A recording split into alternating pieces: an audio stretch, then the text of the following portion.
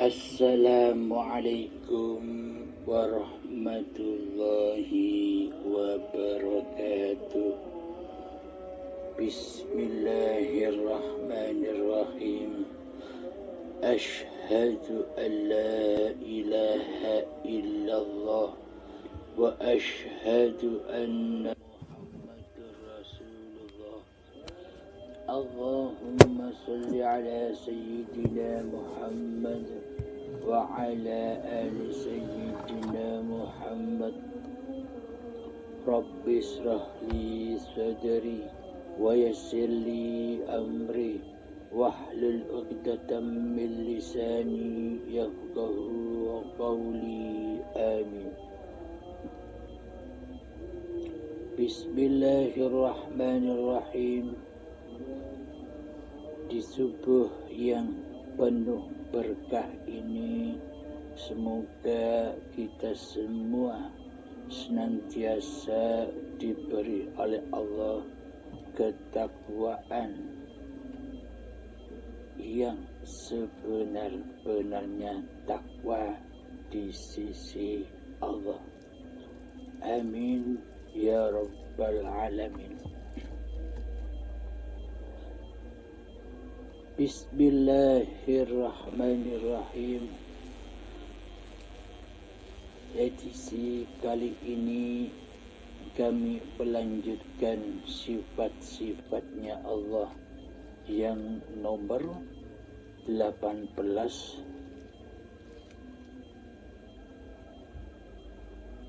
19 dan 20. Yakni sifat yang ke-18 adalah Sami'an. Allah lah zat yang maha mendengar. Yang ke-19 Basiran. Allah lah yang maha melihat. Dan yang ke-20 Mutakalliman. Dan Allah lah zat yang maha berkata-kata atau zat yang maha berfirman.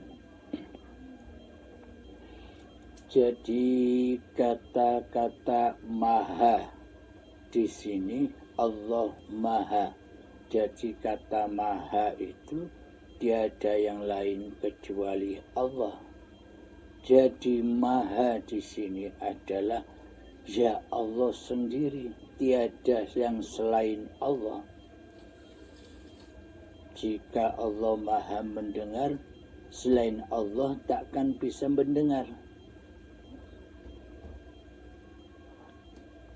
Jadi sifat muhalnya Allah yang ke-18 adalah kaunuhu as-samah, yakni muhal bagi Allah itu zat yang tuli. Sifat muhal yang ke-19 yakni kaunuhu a'ma, muhal bagi Allah itu zat yang buta. Dan yang ke-20 kaunuhu abkama, yakni muhal bagi Allah itu zat yang bisu. Jadi sifat muhal as-summa a'ma abkama, tuli, buta, dan bisu itulah sifat wajib bagi seluruh makhluk. Sifat wajib bagi seluruh manusia. Karena bagaimana mungkin manusia bisa mendengar? Bagaimana mungkin manusia bisa melihat? Bagaimana mungkin manusia bisa berkata-kata tanpa izin Allah? Bagaimana mungkin manusia bisa mendengar, bisa melihat, bisa berkata-kata, sementara manusianya hakikatnya tidak ada, hakikatnya gaib. Jadi pada intinya seluruh sifat-sifatnya Allah itu berpancar, bersumber. Jadi raja di rajanya sifat Allah adalah hayyan, ada pada sifat hayyan, yakni Allah zat yang maha hidup. Jadi sebanyak apapun asma-asmanya Allah, semua berpancar, semua berpulang, semua menyambung dan dirajai oleh sifat hayyan, Allah zat yang maha hidup.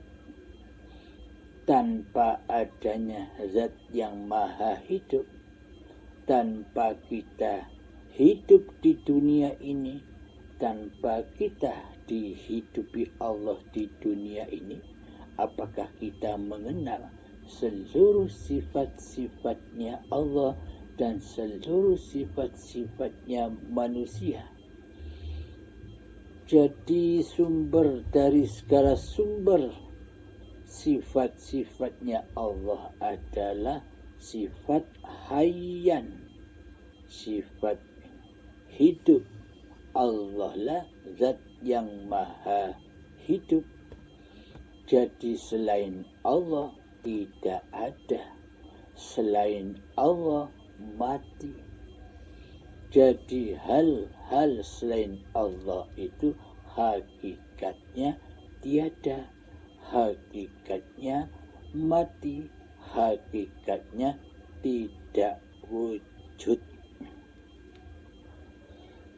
Jadi kita selama ini mengetahui sifat-sifatnya Allah dari yang pertama sifat wujud ditambah mukhalafatu lil hawadithi qiyamuhu binafsihi wahdaniyah qudrat iradah ilmu hayat sama basar kalam qadiran muridan aliman hayyan sami'an basiran mutakalliman.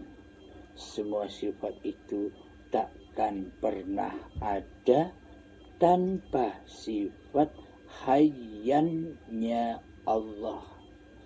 Jadi adanya seluruh sifat-sifat Allah itu, adanya seluruh asma-asma Allah itu, adanya seluruh af'al Allah itu, adanya seluruh zatullah itu berpusat kepada sifat hayyan. Tanpa adanya hidup, tanpa adanya kehidupan, apakah mungkin kita bisa membahas semua itu? Jadi adanya seluruh sifat-sifat Allah yang sudah kita pahami berpusat, bersumber dari sifat hayyannya Allah, yakni hayatullah, yakni hidup. Allah lah zat yang maha hidup.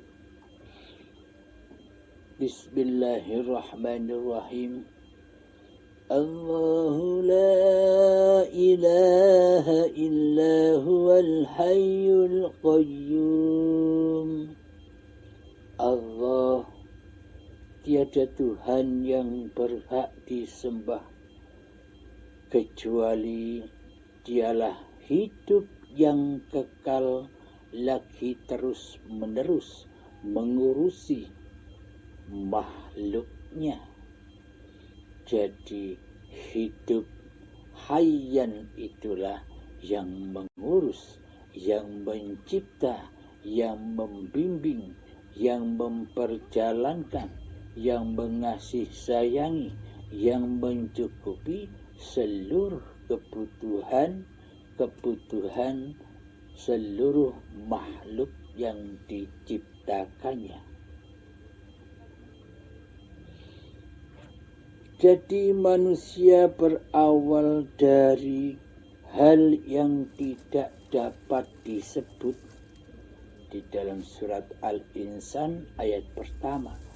Jadi manusia itu bermula dari hal yang tak dapat disebut. Tiada sesebutan apa-apa karena manusia hakikatnya tidak ada. Jadi yang menyebutkan diri ini manusia karena adanya hayyan, karena adanya Allah. Jadi sebenarnya yang menyebut bahwa diri kita ini sebagai manusia itu siapa?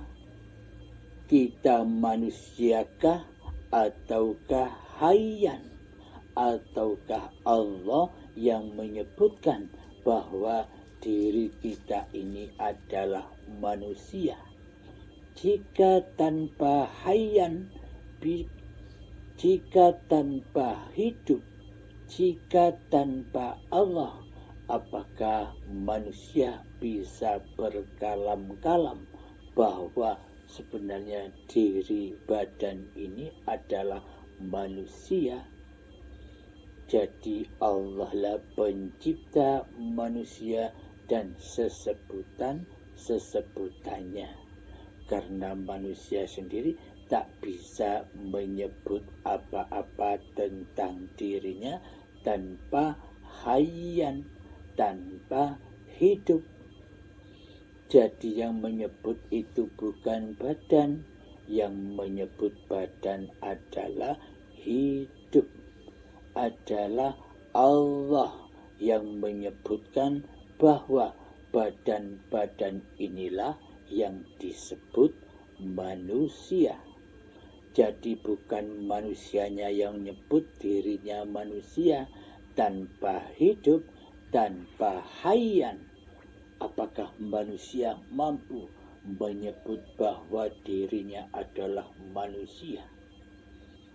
Jika manusia sudah kembali ke asal kejadiannya, yakni ketiadaannya, apakah mungkin kita bisa menyebut nama diri kita sebagai manusia? Jadi adanya sesebutan bahwa diri kita ini sebagai manusia karena adanya Allah, karena adanya hidup. Jadi bahasan pengkajian sifat sami'an, basiran, dan mutakalliman ini selalu diawali bersambung dengan sifat hayyan. Sifat yang nomor 16. Hayyan, sami'an, basiran, mutakalliman. Jadi awal mula kejadian manusia adalah bermula dari hayyan, dari Allah, dari zatullah. Allah menciptakan sesuatu dengan zatnya, yakni alam semesta ini adalah zatnya Allah. Bumi ini adalah zatnya Allah. Jadi tanah cikal bakal badan ini juga dari zatnya Allah. Tanpa zatnya Allah, mana mungkin terciptalah alam semesta ini. Tanpa zatullah, maka tak akan terciptalah bumi ini. Jadi penciptaan seluruh alam semesta ini adalah dari zatnya sendiri. Termasuk bumi ini, tanah ini tercipta dari zatnya sendiri, dari penciptaan hayyan itu sendiri. Kemudian terciptalah bumi-bumi sebagai cikal bakal badan-badan manusia ini. Dengan hayatullah lah, dengan hayyannya lah, dengan Allah zat yang maha hiduplah, maka tanah-tanah yang mati itu dihidupi oleh Allah. Kutiupkan rohku, jadi jangan jadi tidak hanya sebatas ketika cikal bakal badan manusia ini sebagai gumpalan daging saja. Ketika kutiupkan rohku, sebelum menjadi gumpalan daging, ketika tanah itu belum diproses, maka ditiupkan dulu rohnya, ruhullah, hayatullah, yang akan menghidupi tanah-tanah yang mati itu. Maka dihidupilah tanah-tanah yang mati itu sembari Allah memperjalankannya di suatu malam. Diperjalankannya pada cikal bakal badan yang dari tanah ini, sehingga diperjalankan sampai menjadi tumbuh-tumbuhan, saripatinya menjadi tumbuh-tumbuhan. Ketika sudah menjadi tumbuh-tumbuhan, maka diperjalankan lagi hasil daripada tumbuh-tumbuhan itu. Ada buah-buahan, ada sayur-mayur, ada padi, dan sebagainya.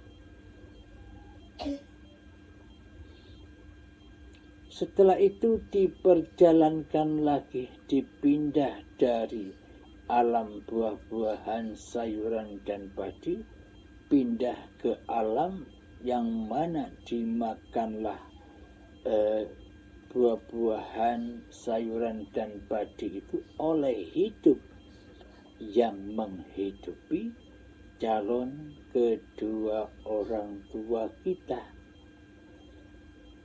Sehingga sampailah makanan-makanan itu pada pencernaannya. Jadi seluruhnya adalah hayyan. Hidupnya Allah lah yang memproses semua itu, yang menjadikan semua itu, yang memperjalankan semua itu di waktu malam. Ketika sudah masuk di dalam pencernaan calon-calon kedua orang tua kita, maka dipilah-pilah lagi lah makanan-makanan dan minuman-minuman yang ada pada kedua orang tua kita. Saripatinya dikumpulkan sehingga menjadi sel sperma dan sel telur. Jadi awal kejadian sel sperma dan sel telur karena kehidupan calon kedua orang tua kita, yakni sel sperma dan sel telur itu dari makanan-makanan yang dimakan. Saripatinya dijadikan sel sperma dan sel telur, sehingga diperjalankannya lagi bertemunya kedua orang tua kita, sehingga bersatulah mereka menghasilkan gumpalan darah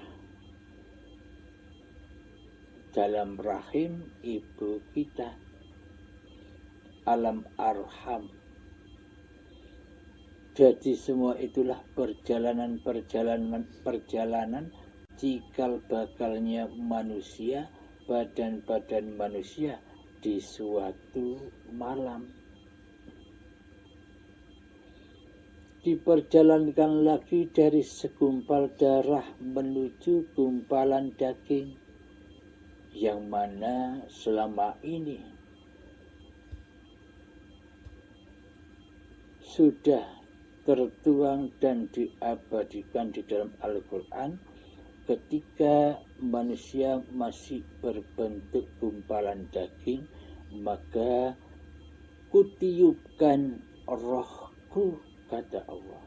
Jadi pada intinya kita manusia diperintah mengingat kembali. Inilah tanda bukti manusia disuruh mengingat kembali asal muasal kejadiannya. Jadi bukan saat menjadi gumpalan daging saja kutiupkan rohku. Ini sebuah pengingat, meskipun saat jadi tanah dulu sama, kutiupkan rohku, kutiupkan kehidupanku.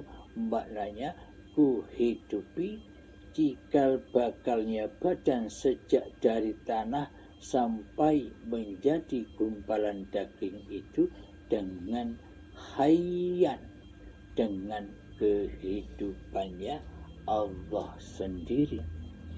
Tanpa kehidupan, tanpa Allah, tak bakal terjadi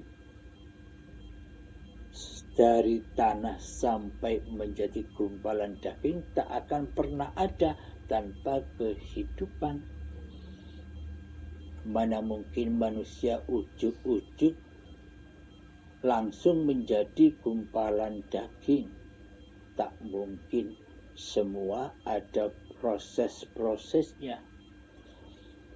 Jadi pada intinya ketika kita diingatkan kembali saat menjadi gumpalan daging, kutiupkan rohku. Diingatkan bahwa yang menjadikan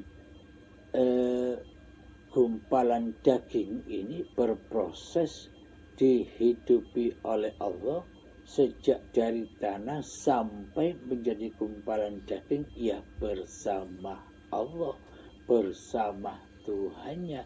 Innallaha ma'ana, sesungguhnya Allah bersama kita, bersama cikal bakal badan manusia ini, sebagai penciptanya, sebagai dalangnya, sebagai yang memperjalankannya di suatu malam. Setelah itu terproseslah menjadi janin. Kemudian singkatnya terlahirlah bayi yang suci. Jadi kelahiran bayi yang suci sejak dari tanah sampai menjadi bayi yang suci itu perjalanan manusianya di waktu malam. Sama halnya dengan Isra Mi'rajnya Kanjeng Nabi Muhammad, perjalanannya di waktu malam. Jadi semua cerita, semua pembahasan, semua sejarah yang ada di luar diri manusia kita selama ini, secara dohir selama ini, adalah lambang-lambangnya hayyan, lambang-lambangnya Al-Quran Qadim, lambang-lambangnya yang sudah ada di dalam setiap diri manusia. Jadi kenyataan cerita-cerita yang di luar diri itu adalah ibaratkan sebuah bioskop yang dipancarkan nurullah dari proyektor dan filmnya. Jadi semua cerita yang ada di syariat itu lambangnya cerita yang dalam, cerita dari sumber segala sumber dari Al-Quran dan Al-Hadis, yakni Al-Quran Qadim. Setiap diri manusianya. Jadi seluruh perjalanan manusia itu sudah ada di dalam individu-individu manusianya.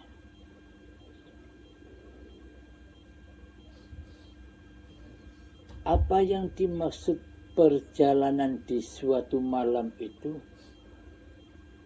Subhanalladzi asra bi'abdihi lailan minal masjidil harami ilal masjidil aqsa alladzi barakna. Jadi perjalanan di suatu malam itu adalah ketika diri kemanusiaannya belum wujud, belum ada, masih gaib. Inilah hakikat diri sejati manusianya, malam, gaib, tiada, yang ada hanyalah hayyan, hayatullah. Jadi inilah cikal bakalnya manusia. Jadi inilah asal usul kejadian manusia.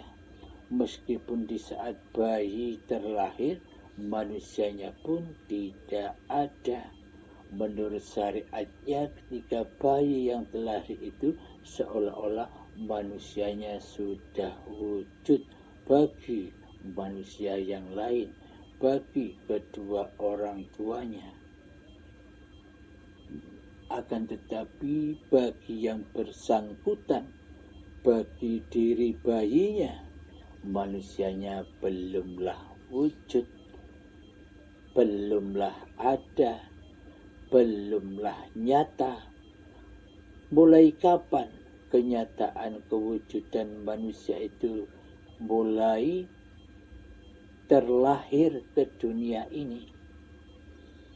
Nah, selama perjalanan dari cikal bakal badan ini dari tanah sampai menjadi bayi hingga datang detik-detik akil balik tiba, itulah alam kegelapannya manusia.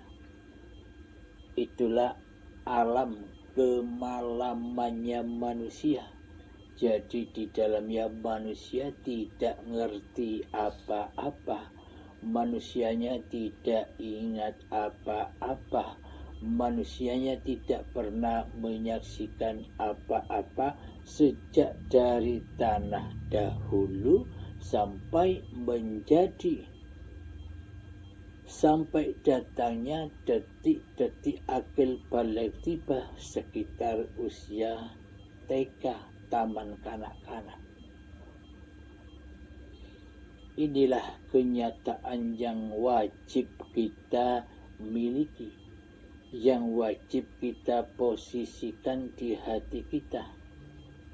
Sifat mati, sifat buta, sifat tuli, dan sifat bisu. Karena kita hakikatnya tidak ada. Yang ada hanyalah hayyan, yang ada hanyalah Allah saja.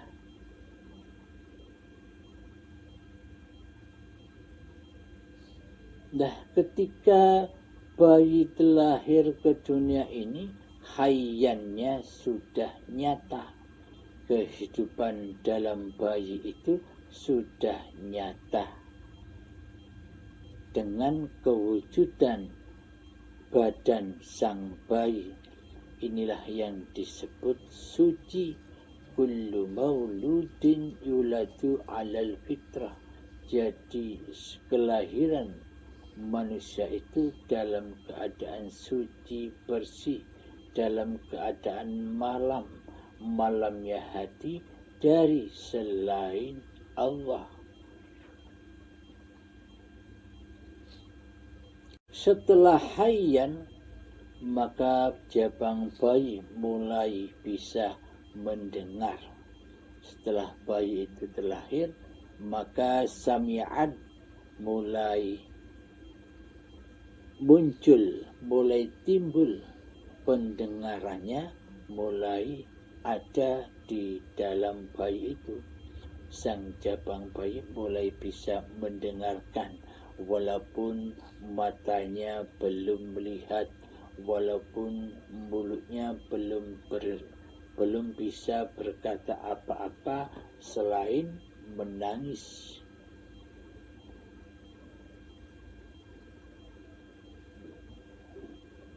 Setelah muncul sifat sami'an, hayyan sami'an, basiron, maka muncullah sifat penglihatan pada bayi itu.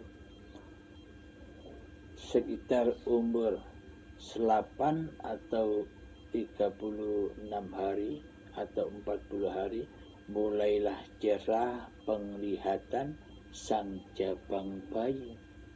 Pendengarannya datang lebih awal setelah hayyan sami'an basiron. Mulailah sang jabang bayi bisa menyaksikan dunia ini.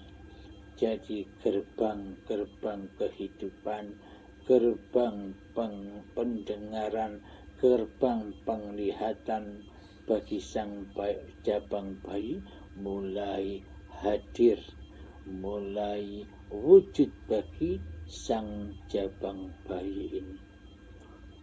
Meskipun pendengarannya sudah ada, meskipun kehidupannya sudah ada waktu bayi, meskipun penglihatannya sudah ada, masih menjadi sifatnya Allah, hayyan sami'an basiran, masih milik Allah.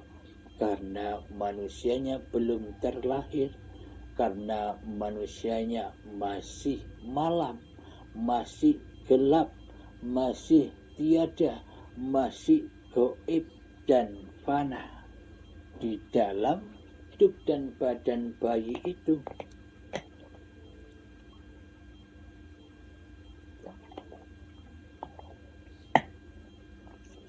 Setelah hayyan sami'an basiron, maka wujudlah sifat mutakalliman pada sang jabang bayi ini. Jadi jabang bayi mulai bisa ngoceh sendiri. Itulah urutan-urutan cikal bakalnya manusia. Hayyan yang pertama, pendengaran, penglihatan, dan perkataan. Semuanya berpusat kepada hidup. Jadi masih belum diakui oleh manusianya karena bayi masih di dalam jannah, masih di dalam surganya Allah. Nangis dikit, datanglah makanan, nangis lagi, datanglah minuman, nangis lagi, dibersihkanlah sang bayi dari buang air besar dan air kecilnya. Nangis lagi, dimandikanlah sang jabang bayi oleh Allah. Allah lah yang mencukupi, Allah lah yang memelihara, Allah lah yang menjaga apa-apa yang diciptakannya. Dengan apa Allah menjaga seluruh ciptaannya? Dengan apa Allah menjaga sang jabang bayi? Dengan kedua orang tualah. Itulah nyatanya penjagaan Allah, bimbingan Allah, pencukupan Allah kepada sang jabang bayi. Jadi hidup yang ada pada kedua orang tua itulah yang mengasihi sayangi jabang bayinya, yang mengasihi sayangi anak-anaknya.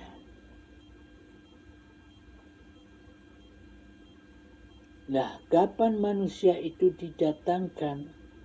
Ketika datang detik-detik akal balik, mulailah setan menggoda Adam, menggoda manusia, menggoda hawa nafsu.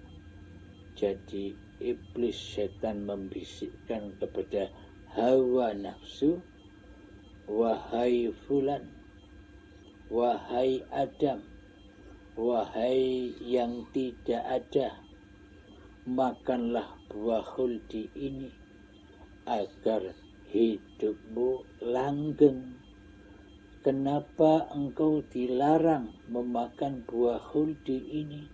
Karena jika engkau memakannya, maka kau akan hidup kekal. Jadi Allah tidak mau dirimu itu hidup kekal. Jadi maunya Allah adalah tetaplah menjadi adam, tetaplah menjadi ketiadaan diri manusiamu di hatimu. Akhirnya dengan bujuk rayu iblis dan setan, maka makanlah Adam dan Hawa memakan buah khuldi, yakni buah pengakuan diri. Pada intinya buah khuldi itu tidak berbentuk apa-apa. Jadi buah khuldi itu hanyalah hiasan-hiasan, hanyalah sanepan-sanepan saja. Yang dimaksud buah khuldi itu apa? Buah larangan. Buah larangan yang dikonsumsi anak cucunya Adam. Buah apakah itu? Buah yang terlarang itu maknanya adalah buah pengakuan diri bahwa hidup ini, bahwa hayyan ini sebagai hayyan, sebagai hidup milik manusianya di hatinya. Jadi setelah memakan buah khuldi, manusia diturunkan lagi ke dunia, diturunkannya ke dunia fanah ini karena melanggar perintah. Dilarang memakan buah khuldi kok memakannya. Jadi Adam yang dulunya tidak ada sesebutan apa-apa, yang dulunya tak bisa mengaku-ngaku bahwa dirinya ada ketika jabang bayi terlahir, maka mulailah sang jabang bayi datang detik-detik akhir balik. Disitulah sang jabang bayi mengingkari perintah Tuhannya, yakni memakan buah-buah yang terlarang, buah-buah pengakuan diri manusianya. Mengaku pada hatinya, mengaku manusianya lah yang hidup, manusianya lah yang berhak atas badan-badan ini. Sehingga manusia dihukum di dalam an-nar, yakni alam dunia, alam di mana manusia dibelenggu dengan siksa dunia, disuruh mencari dunia, disiksa, diperbudak dengan dunia. Jadi maknanya sami'an basiran mutakalliman, tanpa adanya hayyan, tanpa adanya kehidupan, apakah manusia kita bisa mendengarkan, melihat, dan berkata-kata? Jadi bila manusia rela dengan ridho kembali kepada asal-usul kejadiannya, maka sifat hayyan, sami'an, basiran, mutakaliman sudah dipersembahkan lagi kepada Tuhan pencipta diri manusianya di hatinya. Tanpa mengenal Allah, maka manusia akan buta tentang hayyan, sami'an, basiran, mutakaliman. Karena hayyan, sami'an, basiran, mutakaliman selama ini telah diakui oleh manusianya.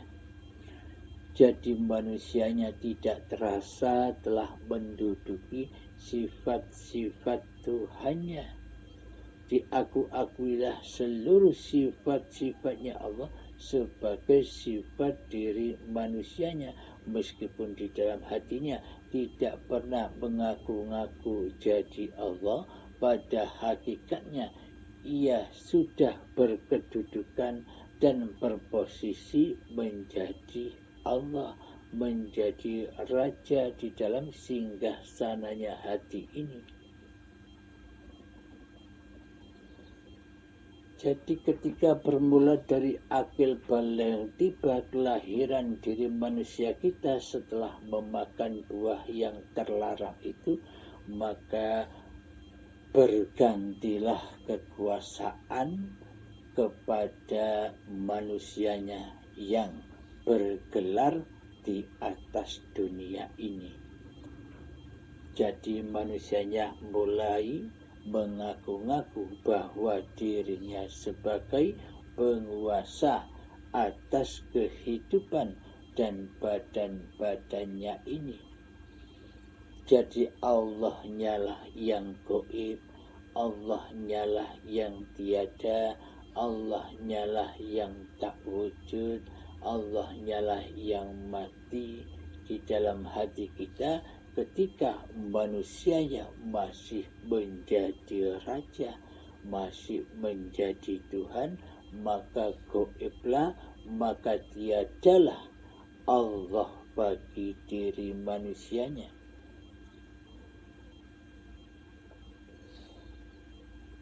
Jadi munculnya sifat sami'an itu adalah munculnya sifat pendengaran itu karena adanya sifat hayyan, karena adanya kehidupan, maka sifat pendengaran itu muncul. Jadi selama ini seolah-olah sifat sami'an atau pendengaran ini telah diakui oleh diri kita selama ini. Seolah-olah pendengaran ini pendengarannya telinga. Seolah-olah selama ini hanya telingalah yang bisa mendengar. Tanpa telinga maka sifat dengar tak ada. Namun di sisi Allah, pendengaran Allah itu tak terbatas ruang dan waktu, tak terbatas oleh dohir-dohirnya manusia. Jadi hidup itulah yang sami'an, yang bisa mendengar karena adanya kehidupan. Tanpa hidup maka sifat dengar takkan pernah ada.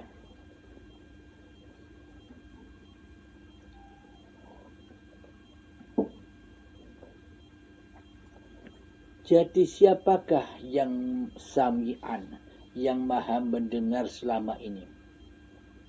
Selama ini kan kita menuduh badan-badan inilah yang bisa mendengarkan ceramah, mendengarkan musik, mendengarkan berita, mendengarkan orang rumpi, seolah-olah telingalah yang punya sifat sama atau sami'an, pendengaran. Coba diangan-angan, kira-kira tanpa hayyan, kira-kira tanpa hidup, apakah berfungsi pendengaran yang ada pada telinga ini? Jadi fungsinya pendengaran ini apakah dari telinga ataukah dari hayat? Dari hayatullah. Jadi berfungsinya pendengaran ini adalah bermula bersumber dari kehidupan. Jadi hiduplah yang mendengar.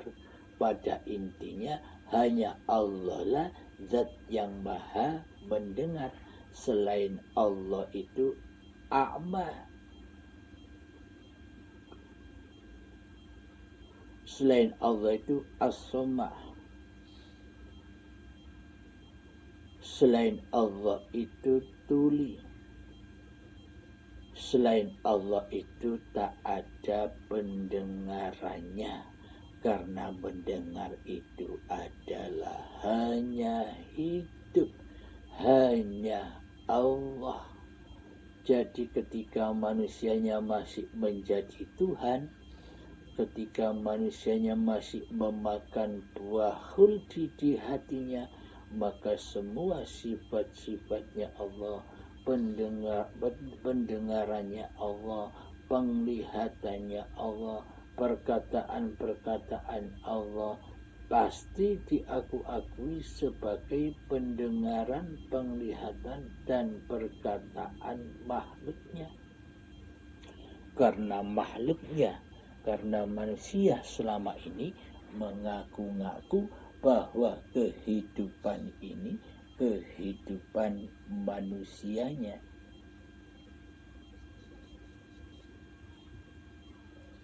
Jadi kapankah sifat pendengaran ini akan kembali kepada zat yang maha mendengar, yakni Allah, ketika manusia sudah kembali, sudah menyadari asal-usul kejadiannya dari hal yang tak dapat disebut. Jika tak dapat disebut berarti kan manusia berawal dari laisa kamislihi syai'un, yakni dari zatnya sendiri. Kemudian sifat sami'an, sifat basiron, yakni zat Allah lah yang maha melihat. Selain Allah maka takkan pernah bisa melihat. Selain hayatullah, selain hidup, maka takkan pernah ada sebuah penglihatan.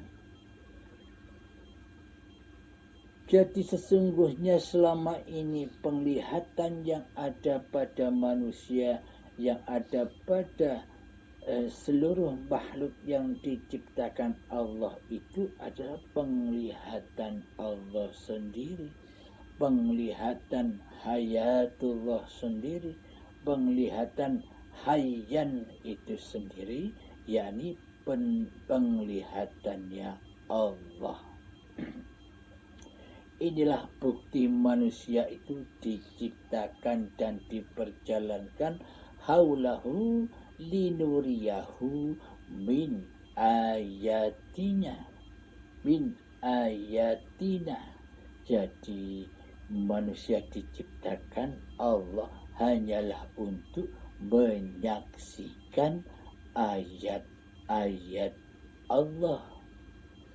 Pada intinya untuk menyaksikan Allah, bersahadat kepada Allah. Mari ilustrasikan seluruh penglihatan yang selama ini kita akui sebagai penglihatan manusianya. Ini berhubungan dengan syariat, toreko, hakikat, dan ma'rifat.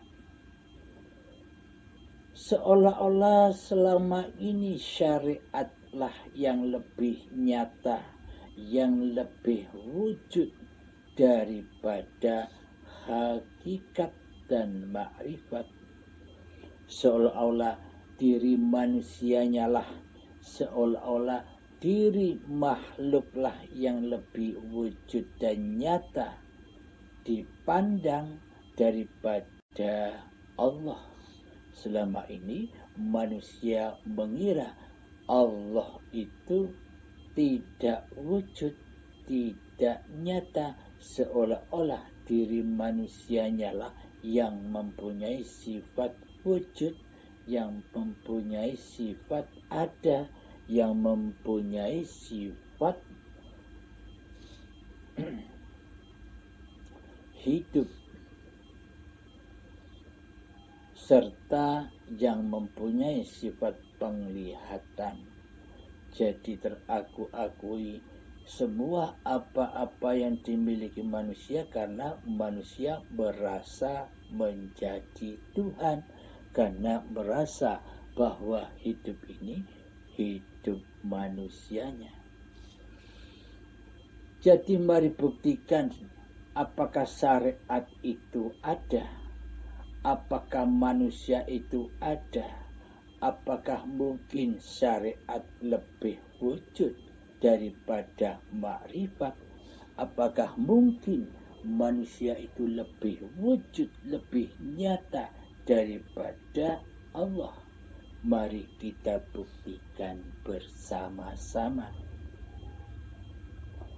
Bukalah hati kita, rela dan ridhokan bahwa kita persembahkan kembali kehidupan dan badan ini sebagai miliknya Allah, agar kita mendengarkan paparan-paparan ini dengan rela dan ridho pula kepada Allah.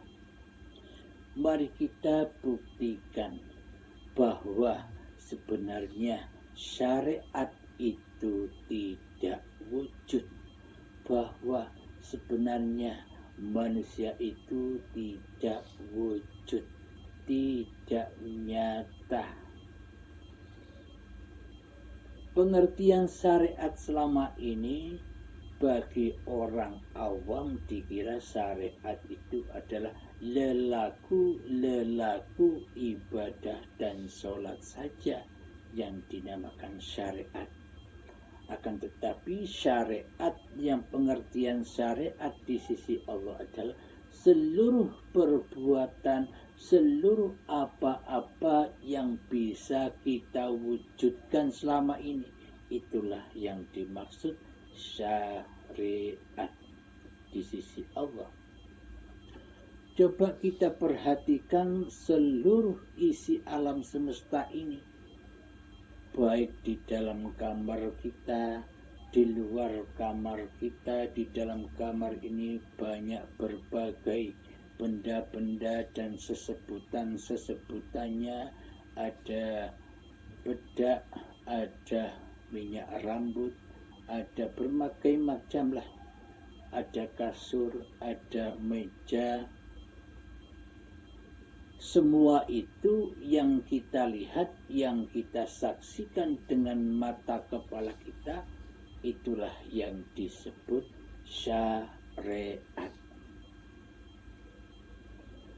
Di luar diri kita, contohnya gunung, jalan, perkotaan, bangunan, motor, rumah, mobil, pesawat, hutan, lautan, langit, bintang, bulan, mendung, semuanya itu pun juga syariat yang bisa kita wujudkan dengan nyata, yang bisa kita lihat dengan nyata dan jelas.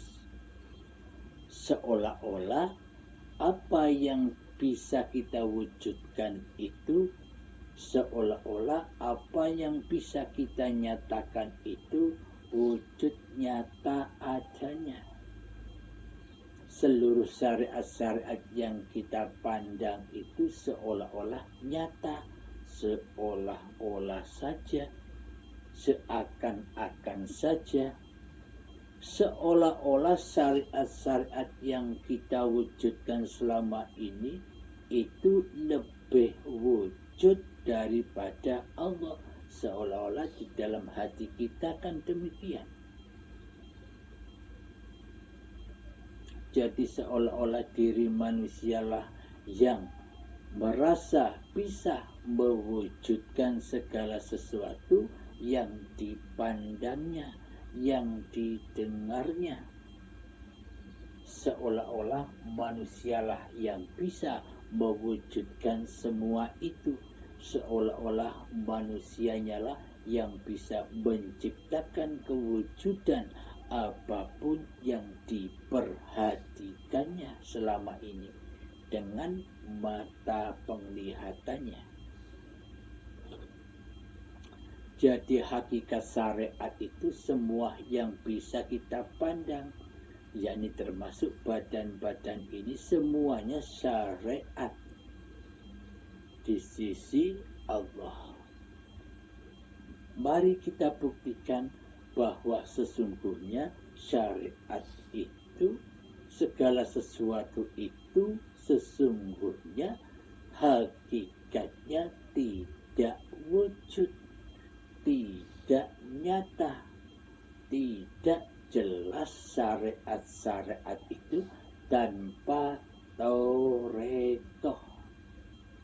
Jadi syariat itu takkan pernah ada tanpa toreko.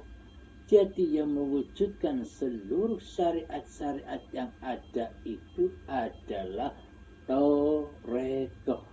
Jalan untuk mewujudkan seluruh syariat-syariat yang kita pandang dan yang kita dengar. Jadi tanpa toreko, seluruh syariat-syariat yang kita pandang dan yang kita dengar takkan pernah wujud, takkan pernah ada. Apakah toreko yang dimaksud?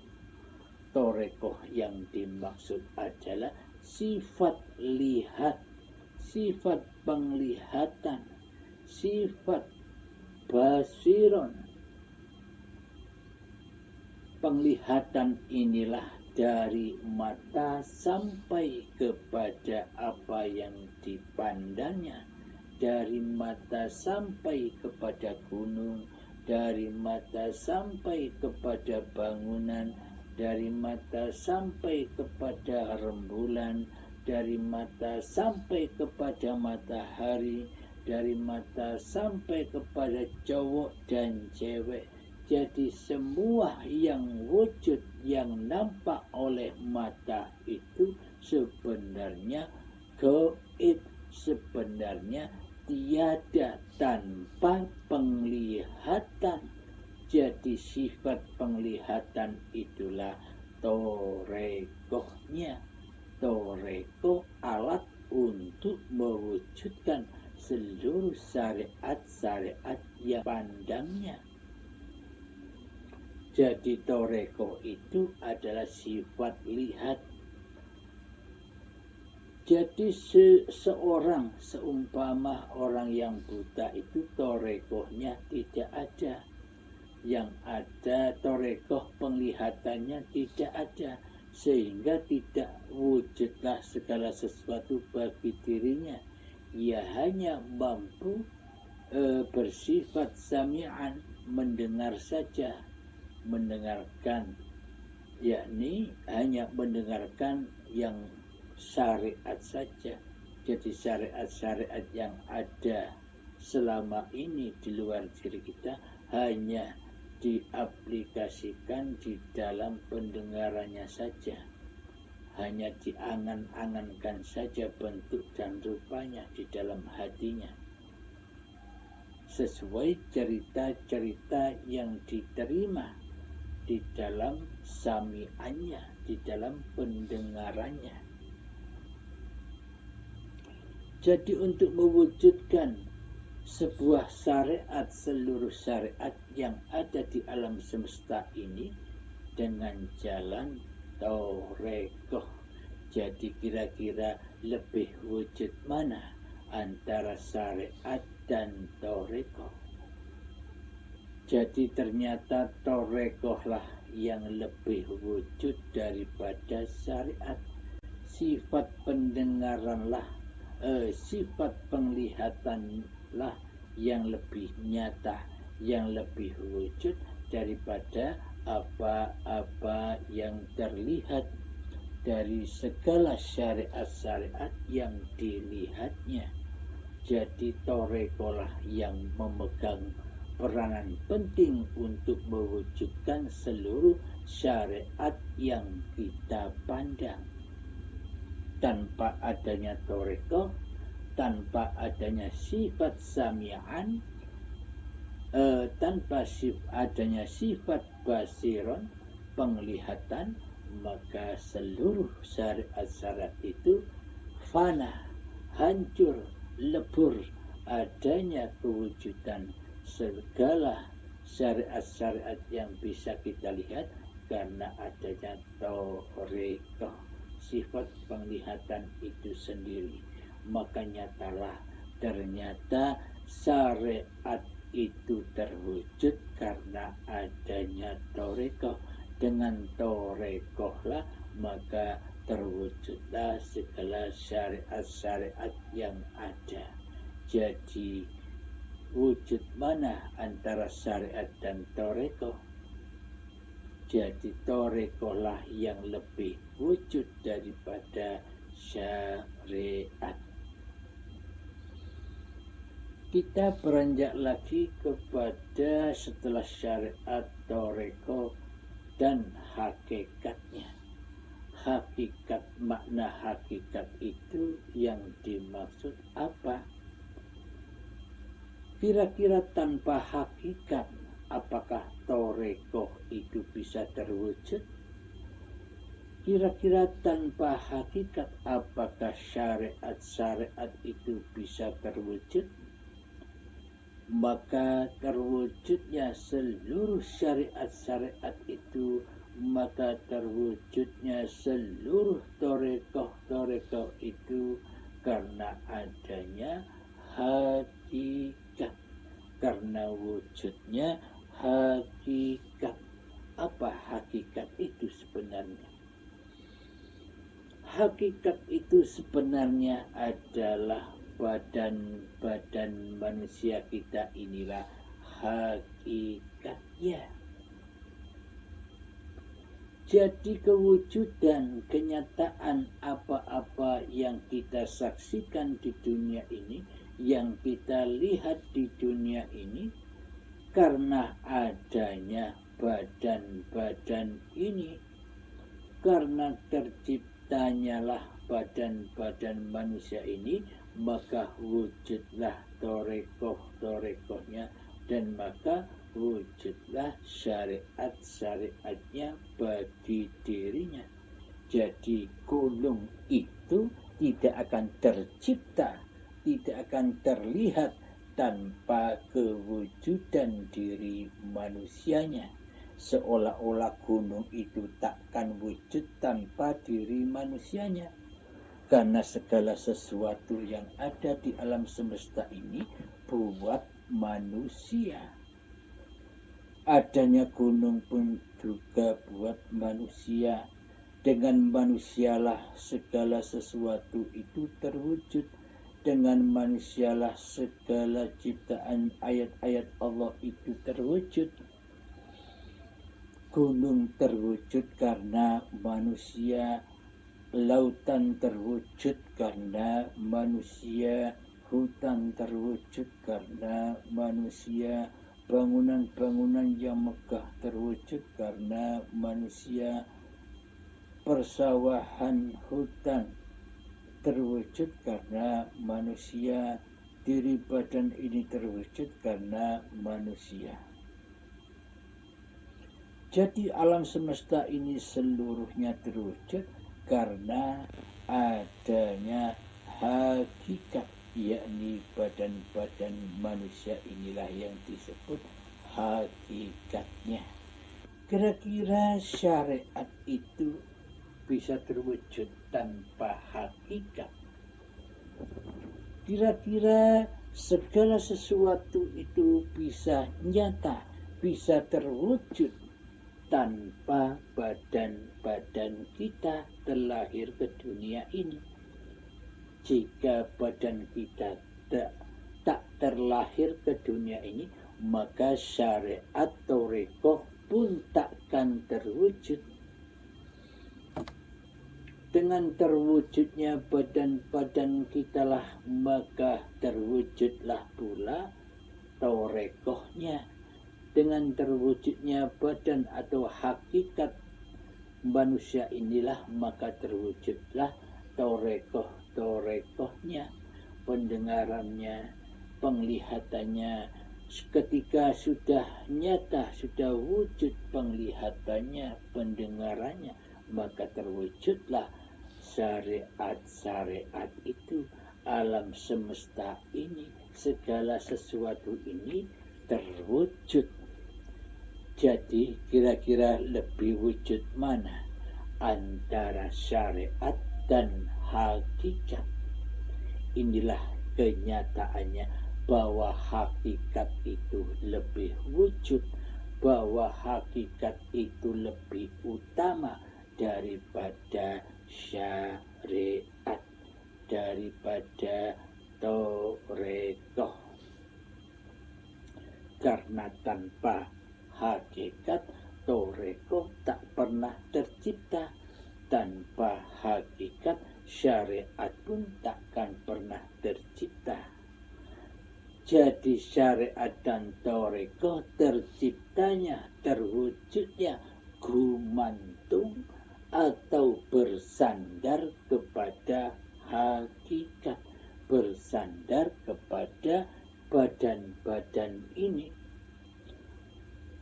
Jadi yang besar-besar alam semesta yang katanya luas, maha luas itu masih kecil. Jadi alam semesta yang ada di luar diri kita yang kelihatannya luas sekali, itu hakikatnya amat kecil ketimbang hakikat, ketimbang badan-badan manusia ini. Karena seluruh alam semesta ini sudah dirangkum di dalam badan-badan manusia ini. Kira-kira tanpa badan, kira-kira tanpa manusia, apakah kita bisa menyaksikan alam semesta yang maha luas itu yang ada di luar diri manusia kita? Jadi adanya alam semesta yang maha luas itu tercipta, terwujud karena adanya badan-badan kita ini. Karena adanya hakikat ini, maka terwujudlah segala toriko dan segala syariat-syariat yang disaksikannya. Inilah kenyataannya bahwa hakikat itu lebih utama dari toriko dan syariat. Tanpa adanya hakikat, toriko dan syariat itu tak akan terwujud. Inilah kenyataan dari hakikat. Kemudian berjalan lagi menuju ma'rifatnya. Apa yang disebut ma'rifat itu? Apa yang bisa mewujudkan, menciptakan hakikat torikoh dan syariat itu? Siapakah gerangan yang bisa mewujudkan badan-badan manusia ini, penglihatan pendengaran manusia ini, dan mewujudkan syariat-syariat yang ada di alam semesta ini, dan mewujudkan segala sesuatu yang ada di alam semesta ini? Nah, tanpa makrifat, segala sesuatu itu takkan pernah terwujud. Apa yang dimaksud makrifat itu? Makrifat itu adalah Allahu la ilaha illa huwal hayyul qayyum. Allah dialah zat yang maha disembah.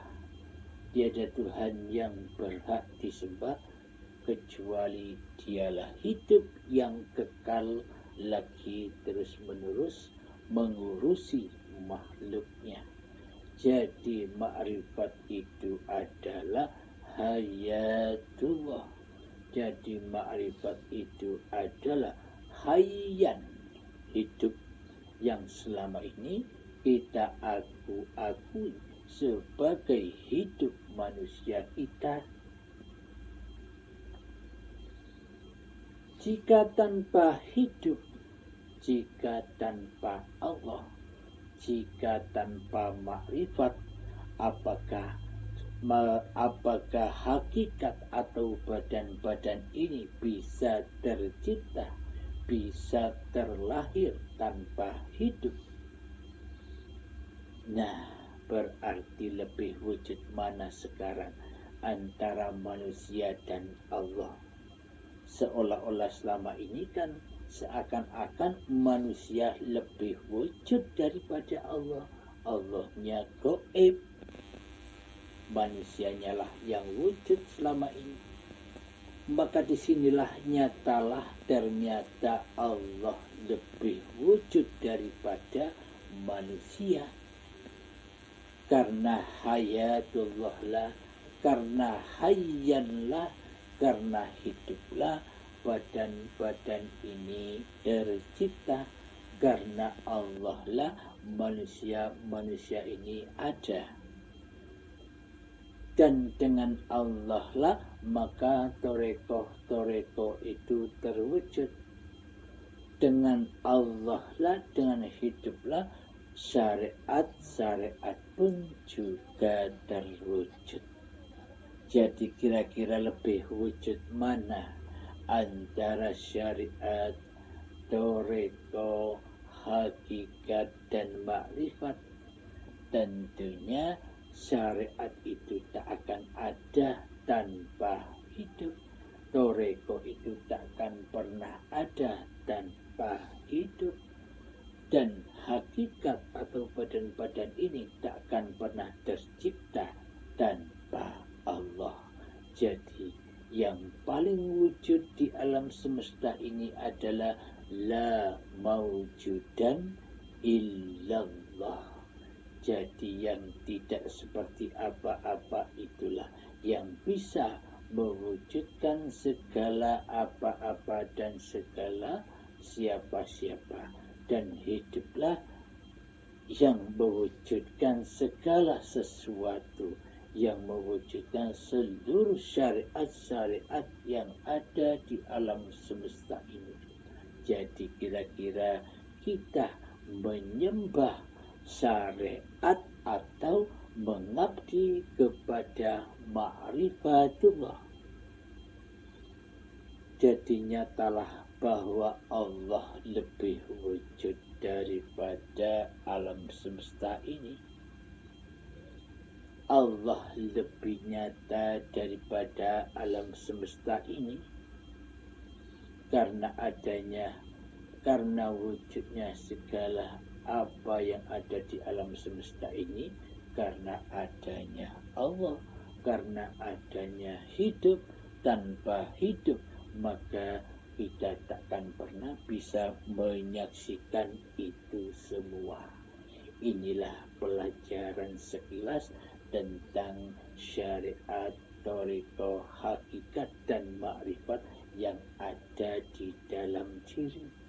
Jika Anda belajar syariat, toriko, hakikat, dan makrifat secara syariat, secara di luar diri, butuh puluhan tahun lamanya, bahkan butuh 40 tahun, 50 tahun, belum tentu bisa memahami ilmunya, ilmu hakikat makrifatnya, belum tentu bisa memahaminya, apalagi mengaplikasikan di dalam hatinya, apalagi melaksanakan isinya, apalagi mengamalkannya. Pada intinya bagi sahabat-sahabat yang memang dikehendaki Allah untuk cepat seperti kilat lewat jalan tol menuju pengaplikasian pemahaman yang sudah dipahami lewat video YouTube ini, maka pintu kilatnya adalah berbaiat. Bagi hamba yang dikehendaki Allah saja, bagi hamba yang tidak dikehendaki Allah, ya silakan pahami sepaham-pahamnya di dalam channel YouTube ini, gratis dari Allah. Alhamdulillahirabbil alamin. Karena ini ilmunya Allah untuk hamba-hambanya. Jadi ini bukan ilmu Abdul Halimnya. Bila ini ilmu Abdul Halimnya, maka takkan mungkin saya share, saya sebarluaskan di dalam YouTube ini. Jika memang ini real ilmunya Abdul Halimnya, bila kemanusiaan Abdul Halimnya masih wujud menjadi yang berkuasa atas ilmu-ilmu Allah, maka ilmu Allah, ilmu hakikat makrifat ini takkan pernah Anda saksikan di YouTube, tidak akan pernah Anda simak di YouTube bila ini ilmu Abdul Halimnya, karena ini real ilmunya Allah, milik Allah bagi hamba-hambanya. Maka Allah Maha Kasih Sayang menyebarkan ilmu hakikat dan makrifat ini secara gratis di dalam YouTube ini, di dalam channel Uripe Allah. Nikmatilah pemahaman-pemahaman yang tak pernah Anda dengar selama ini. Jangankan Anda, saya saja ya baru dengar kali ini. Dulu-dulunya waktu saya masih pencarian belajar ilmu hakikat makrifat, seluruhnya kebanyakan hanyalah kiasan-kiasan, sanepan-sanepan saja, simbol-simbol saja. Akan tetapi setelah Allah memahamkan kepada Abdul Halim ini, kami merasa kasihan. Jangan sampai Anda perjalanannya seperti admin yang begitu sulit rumitnya mencari ilmunya Allah. Jangan sampai Anda sekalian serumit seperti pencarian admin dulu. Jadi pada intinya Allah memudahkan kita semua. Alhamdulillahirabbil alamin. Semoga saya dan semoga kita semua selalu di dalam lindungan Allah Subhanahu wa ta'ala. Semoga kita semua bisa memahami dan mengamalkannya. Alhamdulillahirabbil alamin. Tiada pertolongan kecuali dari Allah itu sendiri. Akhirul kalam. Assalamualaikum warahmatullahi wabarakatuh.